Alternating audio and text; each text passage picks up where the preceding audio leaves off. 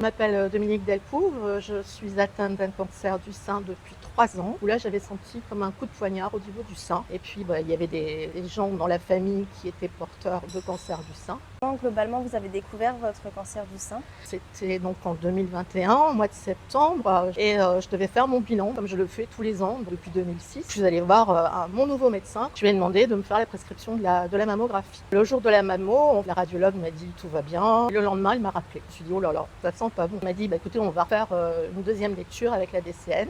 Attendu 3 semaines d'avoir les résultats. Elle m'a téléphoné en me disant écoutez, il va falloir faire une biopsie. Le jour après, on avait les résultats, donc c'était bien un cancer. Il faisait un peu plus d'1 cm. Le rendez-vous a été pris tout de suite chez le chirurgien. Dans 3 semaines de temps, j'avais bilan à faire, scan, la scintigraphie, les prises de sang. Puis donc j'ai été opérée. L'opération s'est très très bien passée. Le lendemain, j'étais sortie. Après, bien sûr, il a fallu analyser les ganglions. Les ganglions étaient négatifs. Mon médecin m'a appelé pour me le dire. C'est vrai que c'est... Ouf, on souffle un bon coup, on sait qu'il va y avoir des soins, on se prépare. Au-delà des réguliers rendez-vous que vous aviez, vous faisiez des autopalpations ou pas? Oui, forcément, hein, on regarde au niveau de son mamelon s'il n'y a pas un changement de couleur, de forme. En prenant sa douche, forcément, on est là avec son gant, sa marguerite, bon, on se tâte. Il y a des choses, on sent... franchement, j'avais l'impression qu'il y avait quelque chose qui me regardait. Je ne sentais rien, hein, je ne sentais pas, mais j'avais l'impression comme un œil quelque part qui me regardait. Et après cette annonce, vous avez, j'imagine, entamé un long parcours contre ce combat. Après l'opération, on a des visites tous les 15 jours avec le chirurgien, regarder l'état de la cicatrice. J'avais une cicatrice qui s'enroulait, c'était déjà une deuxième intervention. J'ai vu une kiné spécialisée en scénologie qui a détendu la cicatrice. Après, j'ai démarré mes rayons. J'ai démarré tout de suite en début d'année la radiothérapie. Et on a la chance d'avoir un centre à proximité. Il y a une ambiance formidable, quoi. Donc là aussi, important d'avoir cette prise en charge bien de l'extérieur, qui est là pour vous mettre en confiance. Puis on y va tous les jours. On se surveille là aussi, on fait attention à ce qu'on porte. On porte du coton, on porte des vêtements amples, on met pas de soutien-gorge, on met des crèmes, on met tout ça. Donc, ça fait partie du parcours et il faut l'accepter. Et dans ce parcours, est-ce qu'il y a des organismes qui vous ont beaucoup aidé? Je pense que justement, par rapport à la clinique où j'avais été opérée, ils avaient vraiment sensibilisé au fait de devoir faire du sport. Faire du sport, c'était diminuer les risques de récidive de presque 50%. On essaye de mettre un peu les chances de son côté. Je suis retournée dans la clinique où j'avais été opérée. Et, j'ai laissé mes coordonnées parce que je savais qu'ils faisaient du sport adapté. Manon qui m'a téléphoné. Je fais donc justement le sport adapté. Moi, ce qui me tenterait, c'est surtout de reprendre l'aquagym et la gym. Donc on s'est vu. Puis on a fait un point. Moi, j'avais beaucoup perdu au niveau de l'appréhension, aussi au niveau du bras. Bon, il y a une amplitude aussi qui était peut-être diminuée, mais ça, bon, c'est un peu normal. Hein. On perd de la force. J'avais perdu au niveau de l'équilibre. On ne se tient pas de la même façon hein, quand on a été opéré. J'ai démarré tout de suite le protocole, un protocole de 10 semaines.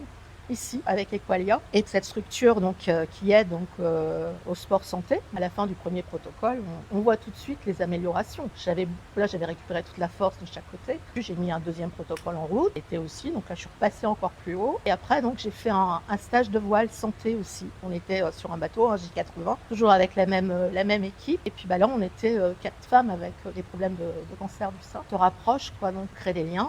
On accepte en fait nos différences, on accepte nos difficultés. On en parle, et puis tout le monde tous dans le même bateau, il faut y aller, quoi. Donc faut faire face. Il y a des jours où ça va pas, c'est tout, on fait avec, et puis des jours où ça va bien, et puis tant mieux. Et donc quand vous venez chez nous, chez Equalia, vous venez combien de fois par semaine faire de l'aquagym? Je viens 2 fois par semaine, le lundi après-midi pour faire l'aquagym, je reviens le jeudi pour faire de la gym. Donc du renforcement musculaire, de l'équilibre. Bon, c'est vrai qu'on a une structure magnifique ici, donc l'ambiance est très très bonne, on a un accueil qui est bien. Bon, nous au niveau du groupe, on a un groupe d'une dizaine de personnes, on connaît tous, hein. Et bon, on rit aussi. Et suite à votre opération, se mettre en maillot de bain aujourd'hui, c'est pas quelque chose de difficile?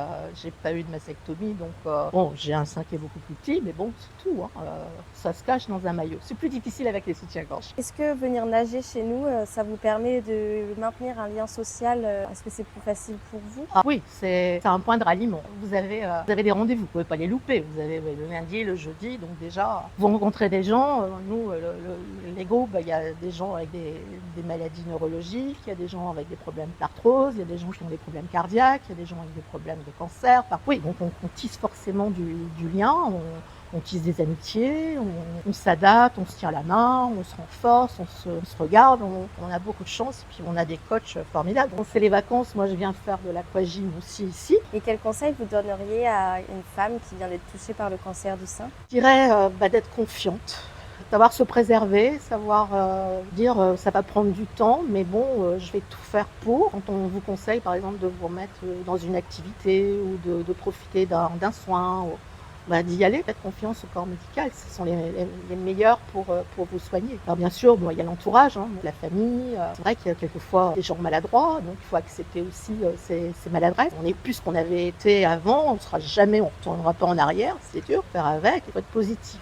Et quelle importance vous donnez aux consultations régulières et aux autopalpations? C'est hyper important. On dit qu'il y aura une femme sur 8 qui aura un cancer. Moi, je me faisais souvent, quand j'étais dans des grandes réunions, je regardais, puis je me disais: «Oh là, on est 20 femmes et tout, bah, il y en aura 2, 3 qui seront touchées». Systématiquement, je me dis: «Bon, faire une palpation, soi-même, c'est déjà bien». Maintenant, on voit les pharmaciens qui s'y mettent aussi ou et les médecins, ça me paraît logique, les gynécos. Bon, après, les rendez-vous qu'on peut avoir avec les mammos, bah, il faut les faire aussi, hein. C'est même malheureux. Moi, je vois, j'ai passé ma mammo la semaine dernière. Je demandais justement s'il y avait une bonne observance là au niveau des mammographies. Elle me disait: «Bah non, pas trop. Il y en a qu'une sur 2 qui va franchir, la porte entre 50 et 74 ans». La première fois que je me suis fait opérer, il y avait une petite jeune fille de 14 ans.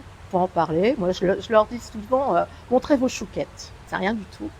Ça peut sauver beaucoup. Alors un petit mot pour la fin, bah, je dirais que toutes celles qui sont touchées, je leur souhaite bien du courage. Il faut se faire aider, il faut savoir prendre son temps, il faut accepter, il faut faire confiance à la vie. C'est un mauvais moment à passer, je dirais, au niveau des soins. Et puis après, bah, reprendre la main sur son destin, sur son corps. Moi, je lui ai donné un petit nom, alors ça peut aider aussi. Il s'appelle Harry. Et surtout pour celles qui sont touchées, bah, d'en parler autour d'elles pour que ça soulève peut-être des envies d'aller se faire dépister pour les autres. Et ça, c'est hyper important.